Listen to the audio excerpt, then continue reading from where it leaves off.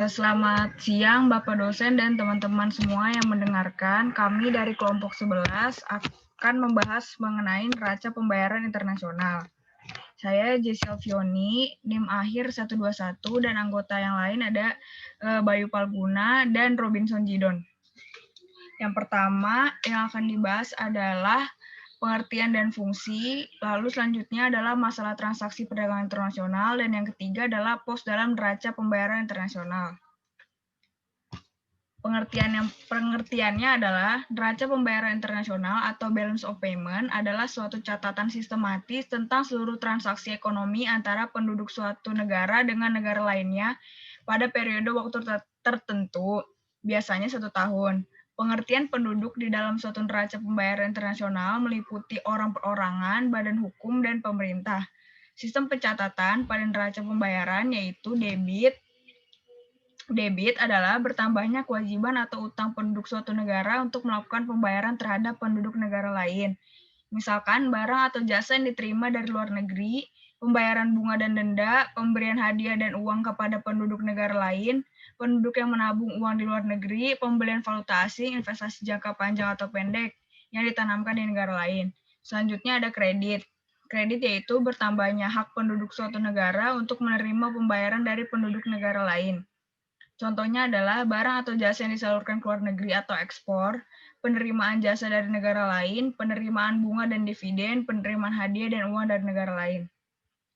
Perlu diingat, jika sisi kredit lebih besar dari sisi debit, maka neraca pembayaran mengalami surplus. Sebaliknya, jika sisi debit lebih besar dari sisi kredit, maka neraca pembayaran mengalami defisit.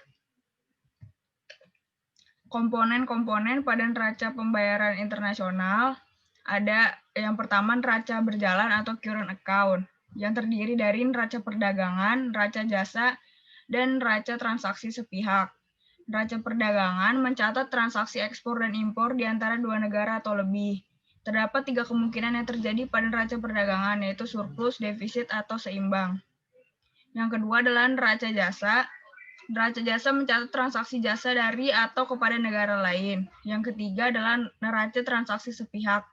Neraca unilateral atau neraca transaksi sepihak mencatat transaksi sepihak berupa hadiah atau bantuan sosial yang diterima atau diberikan dari atau ke luar negeri tanpa kewajiban untuk membayar kembali. Selanjutnya adalah neraca modal atau capital account. Neraca modal mencatat transaksi penerimaan atau pembayaran sehubungan dengan peminjaman dan penanaman modal atau ekspor dan impor modal yang terjadi di antara dua negara atau lebih, baik untuk investasi jangka panjang ataupun jangka pendek. Yang ketiga adalah neraca moneter atau monetary account. Neraca moneter mencatat mutasi dalam hubungan dengan IMF serta memperlihatkan perkembangan atau perubahan cadangan devisa suatu negara. Cadangan tersebut bisa berupa emas atau valuta asing lainnya. Selanjutnya adalah fungsi yang akan dijelaskan oleh Bayu. Terima kasih.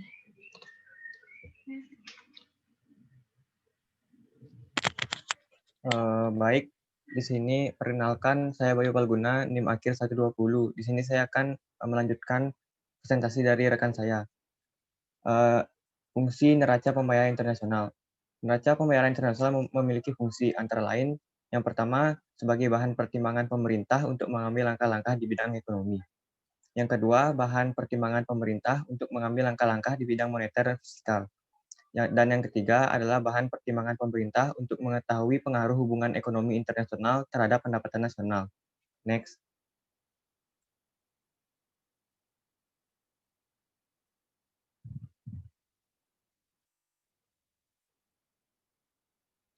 Lalu ada mekanisme neraca pembayaran internasional. Mekanisme dasar penyeimbang. Yang pertama ada mekanisme dasar penyeimbang kembali neraca pembayaran.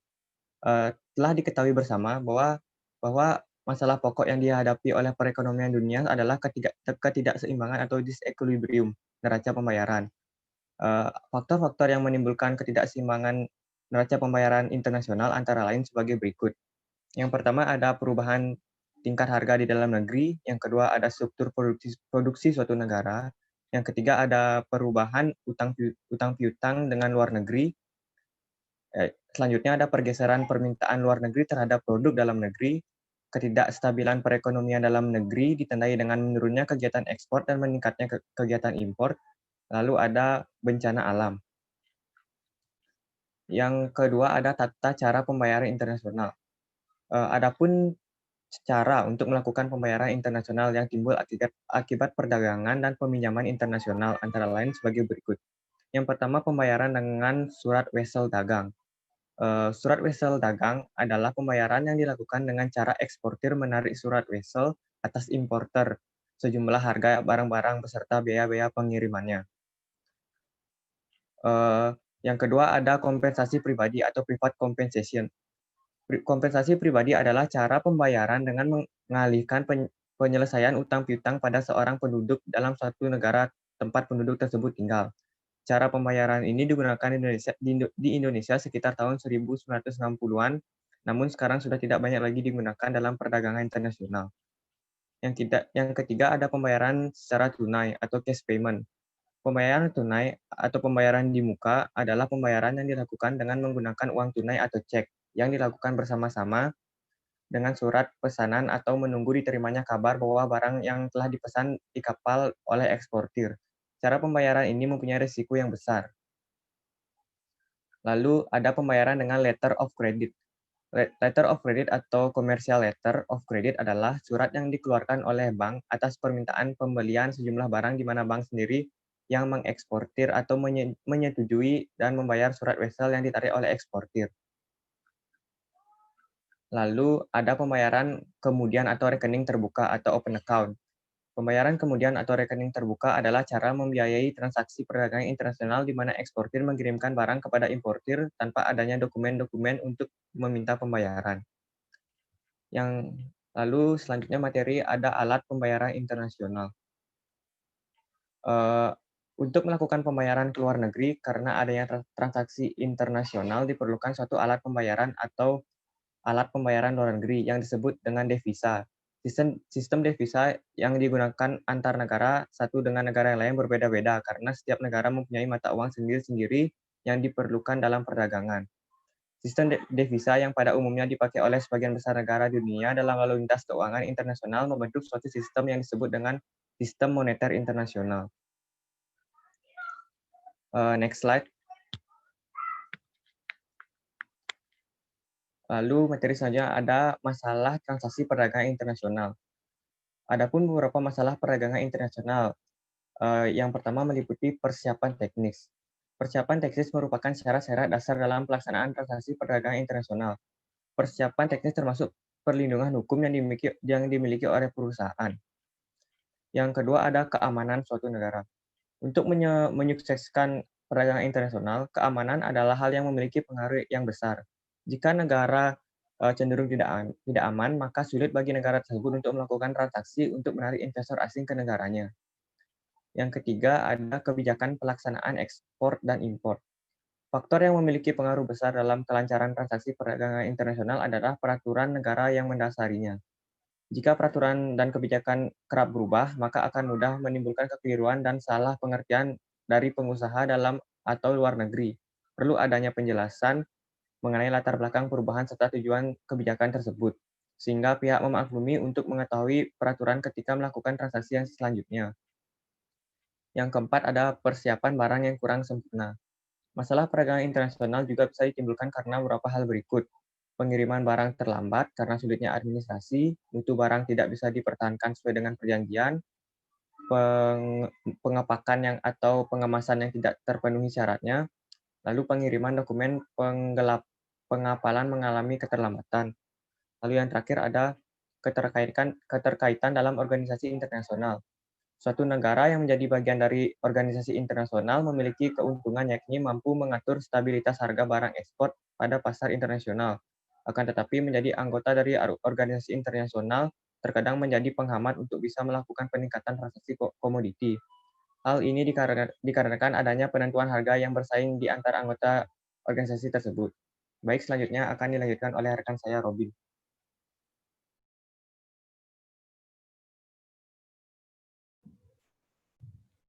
Baik, selanjutnya saya akan melanjutkan presentasi dari rekan saya.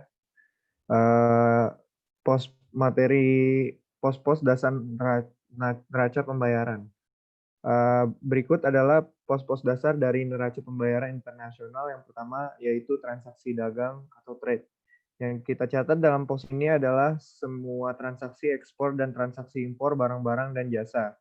Ekspor barang-barang dan ekspor jasa kita catat dalam pos perdagangan di sebelah kredit, sedangkan transaksi impor barang dan impor jasa-jasa kita catat dalam pos perdagangan di bagian debit. Transaksi perdagangan kita sebut visible trade apabila benda yang kita ekspor atau yang kita impor adalah benda ekonomi yang berwujud. Sedangkan apabila yang kita ekspor atau yang kita impor merupakan penunaian jasa, maka transaksi tersebut kita golongkan sebagai invisible trade atau transaksi jasa. Yang kedua adalah pendapatan modal atau income on investment. Pos ini meliputi semua transaksi penerimaan pendapatan yang berasal dari penanaman modal kita di luar negeri dan penerimaan pendapatan oleh penduduk negara lain yang merupakan akibat adanya modal asing yang tertanam dalam perekonomian kita. Pendapatan yang kita maksud di sini dapat berbentuk keuntungan, dividen, dan bunga. Keuntungan, dividen, dan bunga yang diterima oleh penduduk negara kita pada neraca pembayaran internasional kita akan terlihat sebagai transaksi kredit pada pos income on investment. Dari sisi kredit, keuntungan, dividen, dan bunga yang diterima oleh penduduk negara kita pada neraca pembayaran internasional kita akan terlihat sebagai transaksi kredit pada pos income on investment. Dan dari sisi debit, keuntungan, dividen, bunga yang dibayar oleh penduduk negara kita kepada penduduk negara lain yang memiliki perusahaan yang tempat kedudukannya di negara kita atau yang memiliki surat-surat obligasi yang diterbitkan oleh badan-badan swasta di negara kita ataupun yang diterbitkan oleh pemerintah atau yang memberikan pinjaman berbunga kepada penduduk negara kita dalam bentuk-bentuk lainnya. Laba yang tidak dibagikan dari cabang-cabang perusahaan asing yang ada di negara kita. Yang ketiga adalah transaksi unilateral atau unilateral transaction. Yang tergolong dalam transaksi unilateral antara lain adalah transaksi hadiah, bantuan, dan transfer unilateral. Berbeda dengan transaksi jual beli, transaksi hadiah atau gift tidak mengakibatkan timbulnya kewajiban bagi si penerima barang untuk mengadakan pembayaran harganya kepada si penyerah barang tersebut. Dari segi si pemberi hadiah, transaksi penyerahan barang tidak pula menimbulkan hak kepadanya untuk menerima pembayaran dari si penerima barang. Transaksi yang tidak menimbulkan hak atau kewajiban secara yuridis adalah merupakan transaksi sepihak, yaitu yang biasa disebut transaksi unilateral. Selain gift atau hadiah, yang tergolong sebagai transaksi unilateral ialah transaksi AIDS atau bantuan dan transaksi unilateral transfer. Yang keempat adalah penanaman modal langsung atau direct investment. Yang tergolong sebagai transaksi direct investment adalah transaksi jual beli saham dan perusahaan yang diadakan oleh penduduk negara yang satu dengan penduduk negara yang lain dan penanaman modal langsung yang diadakan oleh penduduk di suatu negara di negara lain. Dari sisi kredit, neraca pembayaran internasional di suatu negara pos investasi langsungnya akan dikredit apabila di antara penduduknya ada yang menjual saham kepada penduduk negara lain, atau apabila ada penduduk asing yang mendirikan perusahaan di wilayah kekuasaannya. Dan dari sisi debit, bagi suatu negara post direct investment akan didebit kalau dalam tahun bersangkutan ada di antara penduduknya yang membeli saham dari penduduk negara lain, atau membeli perusahaan dari tangan penduduk negara lain, atau mendirikan perusahaan di negara lain. Yang kelima adalah utang piutang jangka panjang atau long term loan. Yang tercatat pada pos ini meliputi semua transaksi kredit jangka panjang. Pada umumnya yang dimaksud dengan kredit jangka panjang ialah kredit dengan jangka waktu pembayaran lebih dari 1 tahun. Jual beli surat-surat obligasi antara penduduk negara yang memiliki neraca pembayaran internasional dengan penduduk negara lain termasuk dalam kategori ini juga. Dari sisi kredit, apabila penduduk negaranya ada yang berhasil menjual surat-surat obligasi kepada penduduk negara lain, penduduk negara tersebut menerima pembayaran kembali pinjaman-pinjaman jangka panjang yang dipinjamkan kepada penduduk negara-negara lain, dan apabila penduduk negara tersebut dalam tahun neraca pembayaran mendapatkan pinjaman jangka panjang dari penduduk negara lain. Dan dari sisi debit, apabila penduduk negaranya ada yang berhasil membeli surat-surat obligasi kepada penduduk negara lain, penduduk negara tersebut menerima pembayaran kembali pinjaman-pinjaman jangka panjang yang dipinjamkan kepada penduduk negara lain. Dan apabila penduduk negara tersebut dalam tahun neraca pembayaran mendapatkan pinjaman jangka panjang dari penduduk negara lain. Yang keenam ada utang piutang jangka pendek atau short term capital. Uraian mengenai pos ini sama dengan uraian pos long term loan. Hanya saja bedanya ialah bahwa dalam pos long term loan, transaksi utang piutang yang dicatat adalah utang piutang jangka panjang. Sedangkan dalam pos short term capital, transaksi utang piutang yang dicatat hanyalah transaksi utang piutang jangka pendek yang jatuh temponya tidak melebihi 1 tahun. Next. Sekian presentasi dari kelompok kami. Mohon maaf apabila ada kekurangan. Terima kasih.